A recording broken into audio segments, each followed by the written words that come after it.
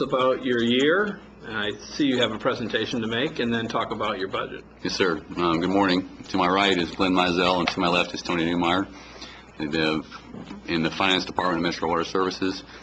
We do have a presentation, and it will encompass last year's performance, present state of the department, and then our budget proposal for 2013. So if you'd like to follow along, I'll just go page by page. First page talks about production and wastewater treatment, and I lead with this to give everyone a reminder of the scale of operation and then the blessing that Nashville has in the water source that we enjoy. If you look at 2006 and 2011, you'll notice only a 2% increase in water production, but a 23% increase in wastewater. And that is, there's two fundamental things associated with that on the water side. Number one is we've got a very aggressive leak survey program, and we've spent each year aggressively finding and correcting leaks in the distribution system. That has dramatically lowered our production rate and has also saved us a lot of money. The second thing is, due to the economy, our customers have reduced their water usage, and I think that is a residential approach as well as a commercial approach. We're seeing a little bit of a reduction in revenue, and I think it's mostly due to conservation efforts by residential customers. Last year we had a wet summer, so we didn't have the normal revenue sources from irrigation, and I think we might be seeing that a little bit in the spring because we had a wet spring already. So the conservation efforts coupled with our aggressive leak survey program have reduced the rate of production increase on the water side. The wastewater side is a reflection, I think, of economic growth. We're seeing a 23% increase between 2006 and 2011, and we can correlate that to our additions of connections to the wastewater system. The thing I want to mention about the Cumberland River is we only use about 0.1% of the available flow that go by the city every day. On an average day, we have 15 billion gallons of water go by the city, and we treat and produce on average about 100 million gallons of water a day. So I think that bodes very well for the city because we have a very safe, a very abundant, and a very high water quality source for the city. Next page, talk about 2012. The good news is that we're forecasting to be under budget. I think we've got a really good idea of our expenses and our expense trends, and we predict presently about a 2.5% underneath budget for 2012. We should come in about $2.6 million under budget. We're looking really closely at benefit expense, as is the entire government, as well as utility expense. We're focusing very, very highly on utility costs, especially electricity and natural gas. But the third category there, repair parts, I'll talk about that more later in the presentation, but we really don't have a whole lot of control about our repair expense because it mostly is done with restoration, and we have to restore the driving services to public works standards, and that drives our expense almost out of our control because we have to respond to main break activity as it occurs. On our in terms of main breaks, it's been a good year for that too because it wasn't that mild winter. Yes, sir. We did have a very mild winter, and we didn't face anything near like we have faced in the past when it comes to main break activity. So that has been a blessing. Excuse me. The 2013 budget request, the first sheet is the 2% reduction scenario. What we'll have to do is eliminate our pipe inspection and cleaning program, and that's really something we shouldn't do, but that is what we'd have to do. Tell us what that is so we understand it. Later in the presentation, I'll go into more detail, but that is on our sewer system. We have 3,000 miles of pipe, and a good example, after the flood, we contracted with a company to clean our major trunk sewers, and I've got a slide later that indicates we've removed 6.7 million pounds of debris out of our sewer system since the flood, and that's a number that's really hard to get your hands around because it's such a massive amount. We must keep doing that because from a CMOM perspective, that's a requirement on our permit on the sewer side to inspect and clean our sewer system. And also, from a functionality perspective, if you get the debris out of the system, that makes it function better. And that's going to eliminate sewer overflows, which harm the environment and put people at public health risk. So we can take that down to bare regulatory minimums, but I really recommend that we maintain an aggressive inspection and cleaning schedule to keep our system working as well as it is. The 2013 budget request, if you look at utilities, we're looking at about $1 million increase on utility expense. For us, electricity cost is our fundamental driver when it comes to an uninhibited expense growth. We use a great deal of power on the wastewater side to create compressed air to feed the treatment process, and we can't not do that because that's how the treatment process works, and that just requires a great deal of power. What we're doing to try to address that is we're doing electrical audit to verify that our bills are correct, and we're doing energy workshops with EPA to identify that we're doing our best practices on operations. So we're approaching it from a variety of directions to drive down that expense. But when the rate changes occur, especially on the electrical side, we do have to meet those expenses, and that it does drive up expense. Benefit expense, I'm sure you've heard from my colleagues, is always an issue. We just have to meet that expense as well. So our request is $115,668,000, and I think that's a reasonable request, and I think it meets our projections from our rate consultants, and it puts us in a position to best serve the community. These are the numbers that you're using on the RAFTEL's report? Yes, sir. Okay, just so we're consistent, we'll make sure we're using the right numbers. Scott, on this page, we're projecting revenue being down a little bit next year? Yes, sir. The conservation, I think, is taking hold, and I think the economy has a little bit to do with that. We don't have a huge industrial base when it comes to our rates, but I think that's a direct result of conservation efforts by our residential customers. Yeah. We feel good about that number, but I just don't think a revenue growth is evident right now. And that's a 2% decrease. Right. But I don't want to be in a position where we're not meeting our revenue projections. So we're trying to be conservative. Okay.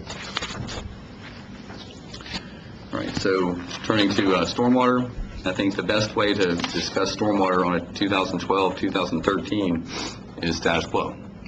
We're meeting our revenue projections. We're meeting our expense projections. We're doing a lot of projects, both on the capital and the O&M side. I think we're doing a very good job of responding to rain events and keeping the system working properly. We are looking at a little bit of a challenge on debt service when we come into the out years, 2013, 2014, 2015, and we're talking to Rich about that in great detail. But I'm going to go into some detail about projects we're doing, but we feel very good about what we're able to do. I'm going to talk about the flood too in a little bit, and that placed a huge wrench into the whole works from a stormwater capital perspective. I'll go into detail about that, but with the home buyouts and things like that I'll discuss, I think we've been successful, and I think the program is at status quo. I'm not really asking for anything dramatically different on the stormwater side. But I'll go into a little more detail about that later in the presentation. Okay. On the 2% reduction scenario on stormwater, I think that is it's easy for us to pick. That's a C project reduction, which from an operational perspective I wouldn't recommend, but that's what we'd have to do. We had to come in with a reduction. I do want to point out on the stormwater 2013 budget request, the street sweeping is going up to $800,000. That is a permit requirement. We have to do it, and it does improve water quality, and I think it's important for quality of life, because I think it does make an impact throughout the city. What do you mean by street sweeping? Well, we have machines not we don't, but our contractors drive the city, the county, in our permit area, and they clean the streets. They remove debris that would normally be swept into storm drains and get into the storm system and get into the streams and tributaries in the Cumberland River. So a lot of that is trash that's picked up and properly disposed of instead of getting into the river. And like I said, it is a permit requirement, so it's not like we have a choice not to do it from a water quality perspective. But I think from a neighborhood quality of life perspective, it's important as well. Right. But you just increased it 50,000. Yes, sir. You proposed, yeah. What is that? I mean, just, is that add a rotation? Does that add a? I think it's contractual Contractual. more than anything. All right, the next page is, this isn't news to anybody, but I did want to review it a little bit. When we started the first 5-year increment in the stormwater program, 2010, we had a $10 million capital program in 2010. Then we had the flood, and that changed our capital approach dramatically. The biggest thing is the home buyouts. I don't really see that as a removal of capital work. I see it as a redirection of capital work, because if you have the homes in the floodplain, the floodway that we're buying out and we're turning into green space, that is valid capital work. Is different than what we thought we were going to be doing. So I think the best way to look at the 5-year capital program was it was immensely compressed into the first 2 years, because we had to spend a lot of money recovering from the flood. We had to spend $9 million directly on flood recovery on capital projects, and we have to spend $5 million on Metro Center Pump Station, and we've spent $8 million on the home buyout. So that moved a lot of capital investment early into the program. So we're talking with Rich again about how we're going to approach the final 2 years of the program and then the next 5-year increment, because I think the best way to approach this is in 5-year increments. We've had a great deal of success with capital work thus far. The problem is we had that, excuse me, we had the flood, and that moved a lot of capital work into 2011 and 2012, especially on home buyouts. Scott, take a second. It's the smallest number on this page, but it's important, the participation with the Corps and what that's about. Yes, sir. We're doing a lot of work with the Corps of Engineers, with the U.S. Geological Survey, local partners on flood recovery. We've developed what we call the SAFE program, which is a flood forecasting tool that we use at OEM, and we're working to develop the Unified Flood Protection Program, which is going to provide us with alternatives to pursue on major capital programs and projects along the Cumberland River and the 5 major tributaries. That's a significant investment on the planning side. It also puts us in a position where we can partner with the Corps at the federal level and with TEMA at the state level to get funding to do these major projects. It's a thorough process, but it's a process that's worthwhile and necessary in order to get positioned for that funding. In July, we'll have a list of those alternatives available to discuss with the public. We're going to present those in July, and then we'll identify the projects that we best identify to seek funding for and proceed. So that has also been an unanticipated expense, not only on the stormwater side, but on the water and sewer side, Right. because it is it's a countywide approach. We're not just looking at downtown. We're looking from the county line to the county line on the Cumberland and the major tributaries. Good. Next page talks about home buyout. Specifically, we've had, I think, really good success with the home buyout program. We've the numbers are right there. We've acquired 172 properties. We have 35 left to be acquired. 37 participants have withdrawn. We made that clear when we began the process that people could withdraw from the process up until the day they closed. And some folks have taken that option. They've gone through the process and decided to stay, and that provided the flexibility for the homeowner as much as possible. We're still proceeding. We're in project number 6, and as funds become available, we're going to pursue them. So we've had really good success with the finance department in getting those funds. And I think we're doing a lot of good things for the homeowners. We're putting them out of harm's way. We're putting first responders not in a position to have to respond to save people. And we're getting a lot of green space for the city. And we've improved the buffer zones along our streams and tribs. So I think this has been a very good, program. Best news is it's been a 75% match with FEMA, 12.5% with FEMA, and 12.5% with Metro. So we haven't had to fund it exclusively. You've demolished 97 buildings? We have 97, yes sir, 97 have been demolished, and we got 42 that are in the process of being demolished. And this is one of those programs that's going to continue. Whenever you take ownership of a home at closing, most of these houses were built in the 50s and 60s, so we have abatement issues to deal with, lead and asbestos and things like that, so it takes a little while to get them knocked down. Plus, we want to make sure we don't impact the neighborhood negatively when we do it, so we kind of do them all in a group together instead of doing one and then come back into another, so we get groups and do them all at once. That saves us contractually as well. The next pages are some examples of stormwater projects that we've done, and I'm not going to go into great detail, but I put these in to demonstrate that we're trying to be as efficient as we can with the projects that we're doing. As an example, the Ocoee Trail, we're serving 13 properties at $128,000, so it's $10,000 per property essentially. Same thing with the Melpart Drive, that served 14 properties.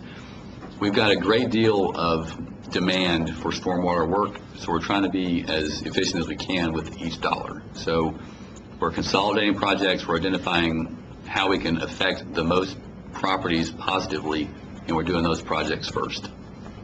But we've got all kinds of detail that we can provide the mayor at your request. And then transitioning to capital projects on the water and sewer side, I want to give you an update on flood recovery. The water plants and the sewer plants are fully recovered, operating very well. I'm really pleased with how well the plants have recovered and how the projected expense hasn't been nearly what we have spent. I think in the early days after the flood, some of the estimates that we were talking about were a little bit frightening, and the good news is they haven't been anywhere near what the forecasts were. All the reimbursement requests we've made to FEMA are being aggressively pursued. I think that's going to take a long time to resolve, but the good news is that we've got, I think, a good relationship with FEMA. I think finance has a really good relationship with FEMA, and we're working within the process concurrently to recover as much money as we can. And I think we're going to have to be very patient with that process to make sure that we get the recovery that we hope to get. Next slide talks about that sewer cleaning and inspection. The 6.7 million pounds of debris, I really can't stress that enough. What do we do with that? It gets landfilled. It's not hazardous material, but it's just landfilled. It's just a lot of stuff, and it's all coming out of the sewers. So if we didn't do that, we'd lose capacity and we'd increase the probability of overflows. So it's Is this something new we've done? Have we done this in the past? nothing to this degree.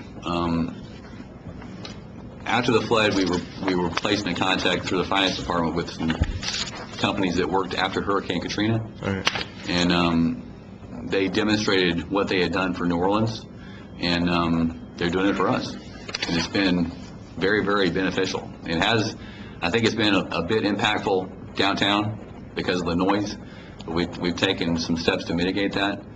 But this is something that it's beyond the scale of what we expected, honestly. We just didn't think that much stuff got in the sewer system, and we have to get it out. It's just that simple. Not very glamorous, but it's something that has to be done. The next slide talks about the Whites Creek Sewer Pump Station. That's an example of our overflow abatement program that's continuing. It's about a $20 million project. It started in February. It'll take about a year. That will do a dramatic improvement in reducing the probability of overflows in North Nashville. We're doing this project in conjunction with a operational enhancement at Whites Creek Sewer Plant. And both of these projects will put us in a position where we won't be violating the Clean Water Act as often as we have. It'll make North Nashville a cleaner place to live from a sewer perspective. The Washington regulator, I think the mayor took a tour of that last month. Yep. We showed you that to give an indication of the scale of the projects that we're doing. That's on the combined sewer side. It's a $19 million project and should be complete in June. that's the sort of project on the downtown side of the sewer system that we'll be doing in the next 11 years.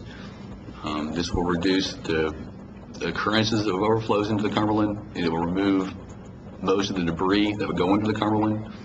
And this is a legacy project that was put on the books in 1890, because when they built that project in 1890, if you fast forward to today, this is the kind of things we have to do to not make up for, but as a result of. Because in 1890, they decided to make streams sewers, and when they did that, they took all the stormwater and took it through a sewer to the river. Now we have to intercept it and take it to a plant. So it's all legacy driven, and it started back in the 1800s. It's interesting, but also an engineering challenge. Next slide talks a little bit about some rehabilitation projects. I want to point out the Lakewood project that we're doing. It's a $2.5 million project to essentially rebuild their infrastructure.